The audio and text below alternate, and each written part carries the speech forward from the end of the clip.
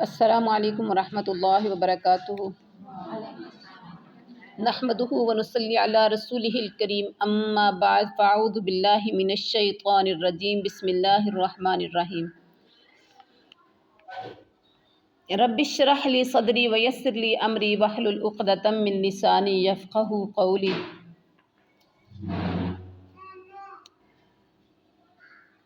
سورۃ الانبیاء کے تعارف اور فضیلت کے بعد سورۃ الانبیاء کے مضامین یہاں بیان کیے جائیں گے۔ آج سورۃ الانبیاء کے بہت سے مضامین ہیں جو اس سورت کے اندر بیان کیے گئے ہیں۔ ان مضامین میں سے توحید، رسالت، قیامت اور قرآن کا بھی اور بھی بہت سے ہیں۔ اس سورت کا مرکزی مضمون یہ ہے کہ اس میں اسلام کے بنیادی عقائد کیا ہیں؟ توحید، نبوت، رسالت، قیامت کے دن دوبارہ زندہ کیے جانے، اور پھر اعمال کی جزا سزا۔ جو دنیا میں ہم اعمال کر رہے ہیں، وہاں جب زندہ اٹھائے جائیں گے، اس کے بعد پھر جزا اور سزا کیا ہوگی،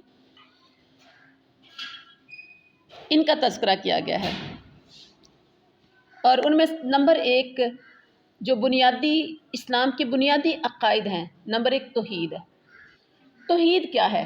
توحید پر دلائل ہیں۔ سورۃ الانبیاء میں توحید باری تعالیٰ کے دلائل دیے گئے ہیں، اللہ کی وحدانیت کے، اللہ کے ایک ہونے کے دلائل دیے گئے ہیں۔ اللہ نے اپنی وحدانیت اور معبود ہونے پر مختلف دلائل ذکر فرمائے ہیں، جیسے زمین و آسمان کی پیدائش اللہ نے کی ہے، دن اور رات کے سلسلے کو اللہ نے قائم کیا ہے۔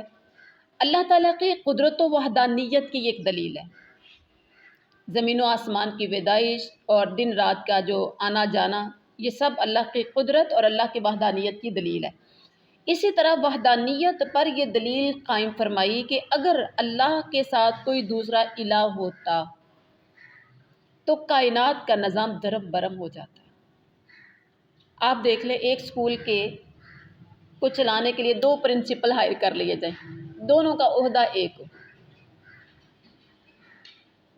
اسی طرح سے ایک کمپنی کے 2 مالک ہوں، اور جہاں 2 مالک ہوتے ہیں، کہیں باپ بیٹا دونوں آنر میں آ جاتے ہیں نا، مالک میں آ جاتے ہیں۔ آپ خود دیکھتے ہوں گے، سنتے بھی ہوں گے کہ مالک اکثر لڑتے رہتے ہیں۔ اچھا، باپ آتا ہے، وہ ایک بات کر کے چلا جاتا ہے کہ ملازمین سے کہہ کے کہ تم یہ کام کر لو۔ دوسرا آتا ہے، وہ کہتا ہے کہ یہ کام ایسے کرو، وہ کہتا ہے سر جی آپ کے والد صاحب نے یا حاجی صاحب نے یہ کہا تھا۔ وہ کہتے ہیں نہیں اس کو چھوڑ دو، بس تم وہ کرو جو میں کر رہا ہوں۔ یہ ہماری آنکھوں دیکھا حال ہے، ٹھیک ہے؟ تو 2 بندے ایک عہدے پر یا 2-3 لوگ ایک ہی کام کر رہے ہوں تو وہاں مخالفت ہوتی ہے۔ دونوں کا ذہن ایک جیسا نہیں ہوتا، دونوں مختلف آرڈر کر سکتے ہیں، دونوں مختلف کام کروانا چاہ رہے ہوتے ہیں۔ 100 میں سے یوں سمجھ لیں کہ 50 میں ان کی رائے ایک دوسرے کے ساتھ متفق ہوتی ہے، 50 میں مختلف ہو جاتی ہے۔ تو جب مختلف ہو جاتی ہے تو مخالفت بڑھ جاتی ہے، مخالفت بڑھتی ہے تو لڑائی بڑھ جاتی ہے، لڑائی بڑھتی ہے تو اندر کا نظام سارا وہ لڑنے میں لگ جاتے ہیں، اور پیچھے ملازمین سارے کام میں ڈھیلے پڑ جاتے ہیں۔ ایسا ہوتا ہے کہ نہیں ہوتا؟ ایسا ہوتا ہے۔ تو یہ بڑا خوبصورت انداز دیکھ کر رب کائنات نے سمجھایا کہ اگر زمین و آسمان کا یا کائنات کا نظام چلانے میں 2 معبود ہوتے تو آپ کیا دیکھتے کہ وہ زمین و آسمان کا اسے نظام درم برم ہو جاتا۔ تو اس سے ثابت ہوتا ہے کہ نظام چلانے والا کائنات کا صرف اور صرف ایک ہے، اور وہ صرف اللہ کی ذات ہے۔ اور اس کے بعد نمبر 2 ہے مشرکین کے اعتراضات کا جواب دیا گیا ہے۔ اس صورت میں وہ کشمکش زیر بحث لائی گئی ہے جو نبی کریم خاتم النبیین صلی اللہ علیہ وآلہ وسلم اور سرداران قریش کے درمیان برپا تھی۔ سرداران قریش کے سرداروں کے درمیان میں جو برپا تھی، وہ لوگ حضرت صلی اللہ علیہ وسلم کے رسالت کے دعوے اور آپ کی نبوت اور آپ صلی اللہ علیہ وسلم کی دعوت توحید و عقیدہ آخرت پر، یعنی توحید کی دعوت اور عقیدہ آخرت پر جو اعتراضات کرتے تھے ان کا یہاں جواب اس صورت میں جواب دیا گیا ہے۔ نمبر 3، قرآن مجید بطور معجزہ بیان کیا گیا ہے۔ قرآن پاک کو معجزے کے طور پر بیان کیا گیا ہے۔ کفار مکہ نے مطالبہ کیا کہ نبی کریم صلی اللہ علیہ وسلم سابقہ انبیاء کرام کی طرح اپنی صداقت پر، یعنی اپنی سچائی پر، اپنے سچا ہونے پر دلالت کرنے والی کوئی نشانی تو لائیں۔ تو اللہ تعالیٰ نے ان کا رد کیا، یعنی وہ کہتے تھے اپنے آپ کو سچ ثابت کرنے کے لیے کہ میں اللہ کا نبی ہوں، کوئی نشانی لے کر آئیں۔ تو اللہ تعالیٰ نے ان کا رد کیا اور فرمایا کہ ان انبیاء کرام کے معجزے عارضی تھے۔ پہلے انبیاء کو، یہ جتنا ہم نے پیچھے تذکرہ کیا ہے سورۃ الانبیاء کے تعارف میں، ان انبیاء کے جو معجزے تھے قیامت تک کے لیے، آپ صلی اللہ علیہ وسلم کے آنے سے پہلے جتنے انبیاء آئے ان کے معجزات عارضی تھے، وقتی طور پر تھے، ٹھیک ہے۔ جب تک وہ رہے ان کی نبوت رہی۔ جب دوسرا نبی آیا تو پہلے نبی کی نبوت ختم ہو گئی۔ ایک وہ نبی آیا تھا شہر کے لیے یا گاؤں کے لیے یا ایک بستی کے لیے، اور اس وقت کے لیے آیا تھا۔ نیا نبی جب آ جاتا تو پہلے نبی کا سب کچھ ختم ہو جاتا تھا۔ اور ان انبیاء کے معجزات عارضی تھی، اور میرے حبیب خاتم النبیین صلی اللہ علیہ وسلم قرآن کی صورت میں جو معجزہ لے کر آئے ہیں یہ تا قیامت قائم رہنے والا ہے۔ تا قیامت آج آپ کے ہاتھوں میں موجود ہے۔ 1400 سال پہلے قرآن پاک نازل ہوا اور آج الحمدللہ ہمارے ہاتھوں میں موجود ہے۔ 1400 سال گزر چکے ہیں اور ابھی بھی الحمدللہ یہ موجود ہے، اور حرف بحرف جیسا آیا آج بھی ویسا موجود ہے۔ اور آپ خاتم النبیین صلی اللہ علیہ وسلم کے وصال کے بعد بھی آپ خاتم النبیین صلی اللہ علیہ وسلم کی نبوت کی دلیل ہے، تو کیا ان کی صداقت کے لیے کفار کو یہ معجزہ کافی نہیں؟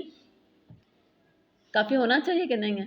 آپ کی صداقت کے لیے یہی معجزہ کافی اللہ کہتے ہیں، جو 1400 سال گزر چکے ابھی موجود ہے، اور آگے قیامت تک کس نے رہنا ہے؟ الحمدللہ۔ چوتھا کیا تھا مضمون؟ عقیدہ ملائکہ کی وضاحت۔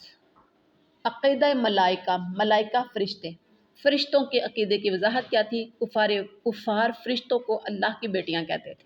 پڑھا تھا پیچھے آپ نے، کفار فرشتوں کو اللہ کی بیٹیاں کہتے تھے۔ ان کے اس عقیدے کا رد کیا گیا کہ فرشتے تو اللہ کے فرما بردار اور عبادت گزار مخلوق ہے، بہت اوبیڈینٹ مخلوق ہے وہ تو اللہ کی عبادت کرتے ہوئے نہیں تھکتے۔ اب اللہ کو کیا ضرورت ہے کہ اللہ فرشتوں کو اپنی بیٹیاں بنائے؟ اس کے بعد نمبر 5 پر تذکرہ کیا گیا انبیاء کرام کا تذکرہ۔ انبیاء کرام کا تذکرہ کیا گیا۔ نمبر 5، سورت کے درمیانی حصے میں انبیاء کرام اور حضرت مریم کا تذکرہ کیا گیا ہے۔ شروع میں قیامت کا تذکرہ، پھر توحید، مشرکین کا جواب، پھر قرآن بطور معجزہ، پھر فرشتوں کا، اور سینٹر میں آ کے انبیاء کا تذکرہ جو ہم نے پیچھے نام لیے تھے: داؤد، سلیمان، ایوب، موسیٰ، ہارون، لوط، اسحاق، اور بھی تھے، حضرت نوح، یعقوب وغیرہ، ٹھیک ہے۔ ان انبیاء کا تذکرہ اس صورت میں کیا گیا۔ ان نبیوں کے تذکرے کرنے کے بعد نمبر 6 پر قیامت کے احوال۔ قیامت کے احوال کیا ہے؟ احوال جمع ہے، یہ حال کی جمع ہے۔ آپ کے حال و احوال کیا ہیں؟ پوچھتے ہیں، جیسے ہم بولتے ہیں آپ کے حال چال کیا ہیں، تو یہ ایسا بھی بولتے ہیں آپ کے حال و احوال کیا ہیں بھائی، ٹھیک ہے۔ حال کی جمع احوال ہے۔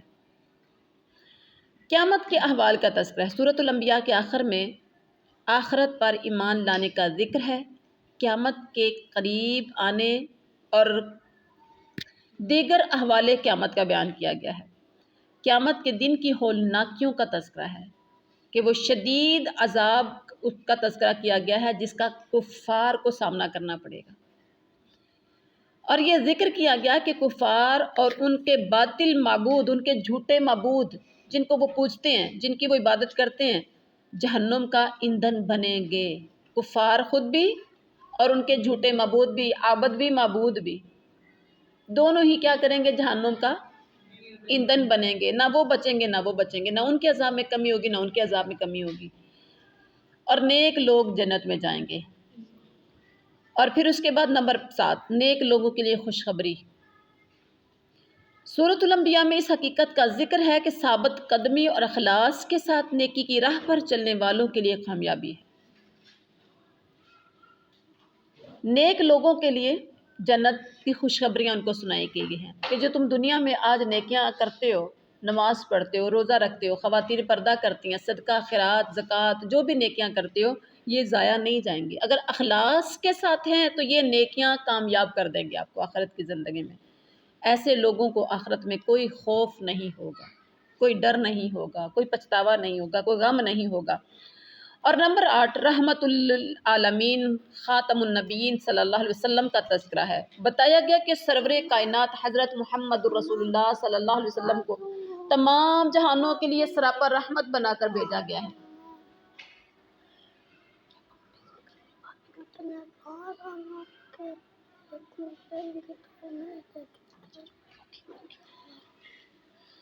اللہ اپنے حبیب خاتم النبیین صلی اللہ علیہ وسلم اور ان کے دشمنوں کے درمیان فیصلہ فرما دے گا، اور کفار کی تہمتوں اور بہتانوں کے مقابلے میں اللہ اپنے حبیب خاتم النبیین کا مددگار ہے۔ اور یقیناً اللہ نے اپنے نبی کی مدد کی، ہر جگہ پر کی، ہر موڑ پر کی، جہاں مشکلات کا سامنا کرنا پڑا اللہ نے وہاں آپ صلی اللہ علیہ وسلم کی مدد فرمائی۔ تو یہ تھے سورۃ الانبیاء کے مضامین جن کا تذکرہ کیا گیا ہے۔ اور ہاں، جس طرح سے آپ کو یہ جو 8 میں نے مضمون بتائے ہیں توحید پر دلائل مشرکین کے، یہ آپ کو ایک پیپر میں جو ہے نا آپ کو ایک لکھنے کو دیا جائے گا کہ آپ سورۃ الانبیاء کے مضامین پر تحریر کریں، نوٹ تحریر کریں، یعنی نوٹ لکھنے ہوں گے۔ 2 صورتیں دی گئی ہوں گی یا 3 ہوگی، ان میں سے ایک کرنا ہوگا۔ تو آپ نے اس کو اچھی طرح سے، سب سے پہلے تو مین ہیڈنگ آپ کو آنی چاہیے۔ جب یہ 8 اس کے مین ہیڈنگ جو ہے وہ 8 ہیں، یہ 8 آپ کو اچھی طرح سے آپ ان کو پہلے ذہن میں رکھیں۔ اب اس کے میننگ سے ہی آپ کو سمجھ آ جائے گی کہ آگے میں نے کیا کیا اس کے اندر شامل کرنا ہے، ٹھیک ہے۔ اس کے اندر ہیڈنگ دینا جو ہے نا وہ بہت زیادہ ایک خوبصورتی کے ساتھ لکھنا، اور اندر جو ہے وہ اس کا ڈیٹیل تھوڑی سی دینا، اس سے آپ کے مضامین کے اندر یا مضمون کے اندر ایک لک آ جاتی ہے۔ تو ایک ایز اے مضمون آپ نے اس کو تیار کرنا ہے، ٹھیک ہے جی۔ جزاکم اللہ خیر۔ سبحان ربک رب العزت عما یصفون وسلام علی المرسلین والحمد للہ رب العالمین۔